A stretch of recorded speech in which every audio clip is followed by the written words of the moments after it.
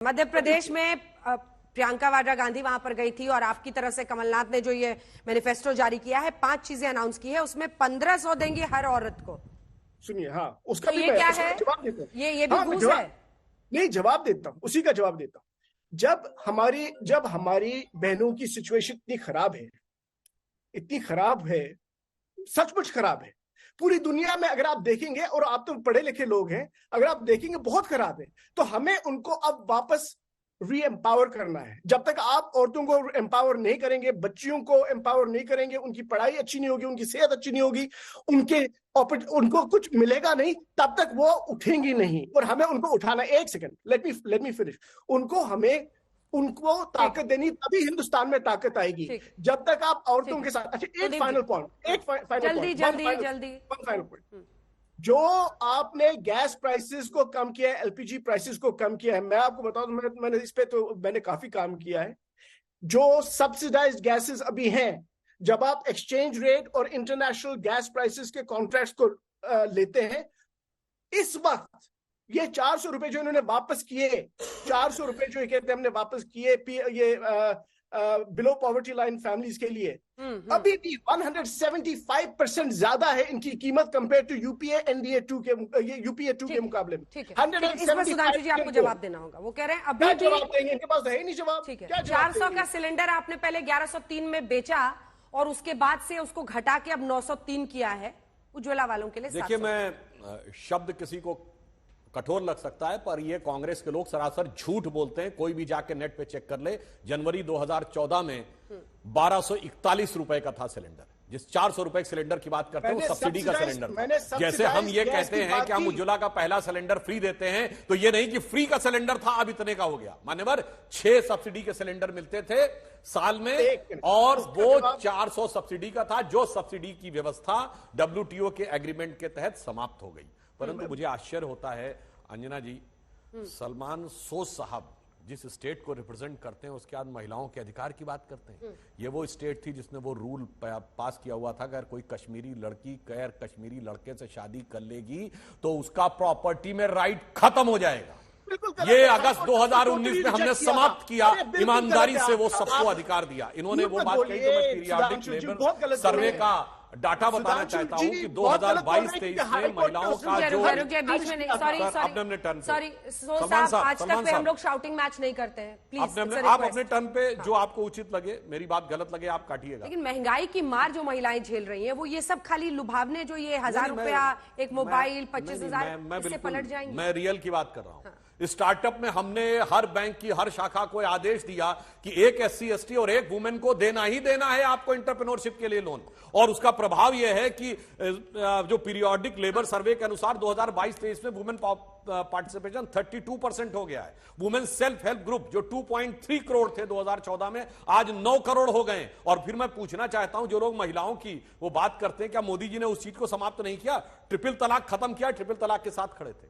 मेहरम यानी कोई मुस्लिम महिला यदि जाना चाहे, 2 महिलाएं मिलकर, मां बेटी भी जाना चाहे, हज पे तो नहीं जा सकते थे, मोदी जी ने व्यवस्था खत्म की मेहरम की, तो आज देखिए हजारों महिलाएं जाने में सफल हुई। ये भी बात तो बोलनी चाहिए। तो ईमानदारी से महिलाओं के लिए हमने, जब इतना ही दिल खुला है तो महिला आरक्षण बिल लाएंगे।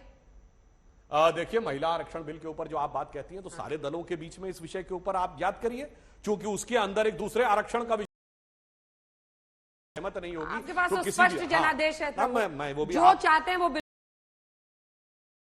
कहना चाहता हूं, चैरिटी बिगिंस एट होम। हमने जनवरी 2008 में 1/3 हमने पद आरक्षित कर दिए थे महिलाओं के लिए। पूछे किस पार्टी ने किया है? दीजिए और साथ ही जवाब दीजिए, ये जो रेवड़ियां हैं, ये सशक्तिकरण, ये जो 1000 रुपया बांटा आप लोग पंजाब में देते हैं, नहीं देते हैं, क्या क्या करते हैं? नहीं है, ये सशक्तिकरण नहीं है जिस काम के लिए सरकारें चुनी जाती हैं। सर्वे देख रहा था और आपके सर्वे में बीजेपी को 2014 में 29% दिया, लेकिन बीजेपी ने महिलाओं को क्या दिया? बीजेपी ने महिला किया कि जब देश की महिला पहलवानें आज धरने पे बैठी थी तो प्रधानमंत्री जी उसी संसद के अंदर जिसके ऊपर पोक्सो में एफआईआर दर्ज हुई, मुकदमे दर्ज हुए, जिसके ऊपर महिला पहलवानों ने आरोप लगाए, उसको साथ में बैठाते हैं। ऐसा इनका महिला सशक्तिकरण का ये नारा देने का काम करते हैं। ये बोलते हैं बेटी बचाओ बेटी पढ़ाओ। हाथरस के अंदर, उत्तर प्रदेश के अंदर हाथरस में रात के अंधेरे में एक बेटी को जला दिया जाता है, ये उसकी बात नहीं करते। अंकिता भंडारी उत्तराखंड की बेटी जिसके अंदर भाजपा का नेता शामिल होता है। तो अगर आप देखेंगे कठुआ के अंदर एक बच्चे का बलात्कार होता है, भाजपा के नेता हुआ उसके सांसद नेता मिलकर उसके समर्थन में रैली निकालते हैं। तो ये जो पूरा इनका प्रोपगंडा है, ये भाजपा जो है सबसे बड़ी महिला विरोधी पार्टी है। दूसरी बात ये इन्होंने कहा आपकी सरकार में कितनी महिला मंत्री है? इन्होंने हमारी सरकार में एक महिला मंत्री है, एक डिप्टी स्पीकर है, दिल्ली में 7 ही मंत्री होते हैं। वो भी अभी आपने जब सारे जेल में गए तब आपने डिप्टी स्पीकर हमारी तब आपने आतिशी को मंत्री बनाया है।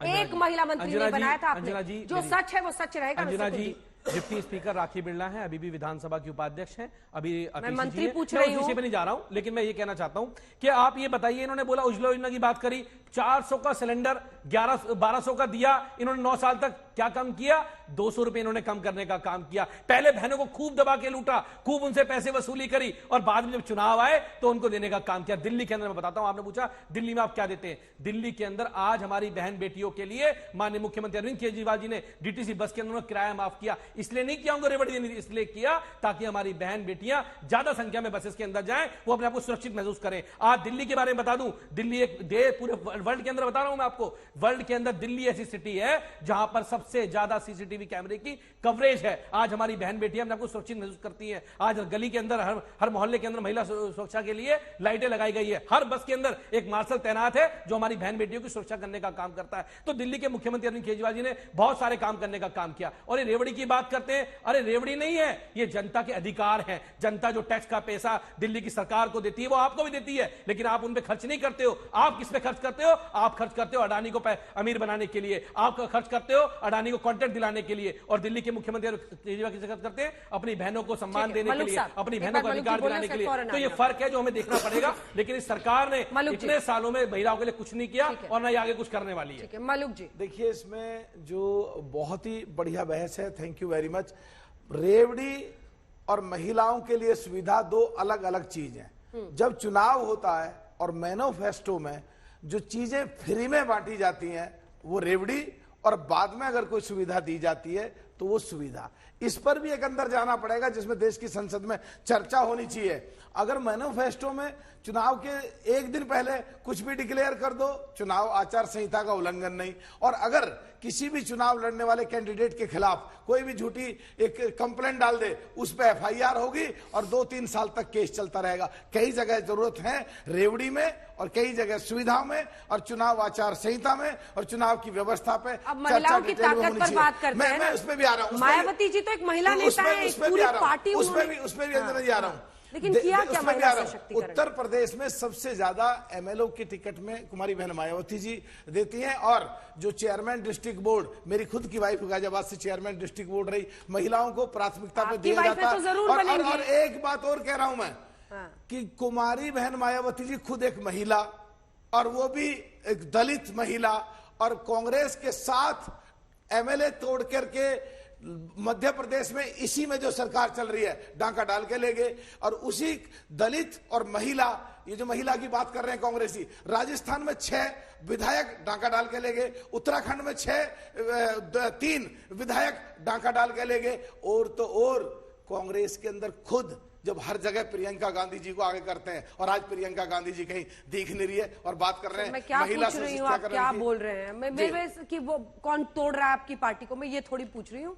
मैं पूछ रही हूँ, मायावती जी ने एक महिला नेत्री के तौर पर अपना वर्चस्व कायम किया उत्तर प्रदेश की राजनीति में, लेकिन महिला सशक्तिकरण के लिए क्या किया? कहां पर चूक हो रही है? सिर्फ वोटर की तरह, वोट बैंक की तरह इस्तेमाल किया जा रहा है। तुम 1000 ले, पहले 1200 ले लो, तुम अब मोबाइल ले लो, तुम अब ये कर लो। हमारे चुनाव के मैनिफेस्टो में कोई भी चीज फ्री में रेवड़ी नहीं बांटी जाती है, बाद में सुविधाएं दी जाती। चलिए ठीक है। सुधांशु जी, आप पर तमाम आरोप लगे हैं और उन्होंने बताया है प्रमाण के साथ कि दिल्ली में महिलाओं के लिए उन्होंने बहुत सारे ठोस कदम उठाए हैं। आप इसको रेवड़ी बोलना बंद कीजिए। हाँ, इन्होंने कहा कि 1000 रुपए फ्री दे दिया, कुछ 700 रुपए का कोई बिजली फ्री दे दी अरविंद केजरीवाल जी ने। और खुद क्या किया? 50 करोड़ रुपए अपने मकान में, 1-1 करोड़ के पर्दे लगे, 15 करोड़ के टॉयलेट लगे हैं। गजब का काम किया है साहब।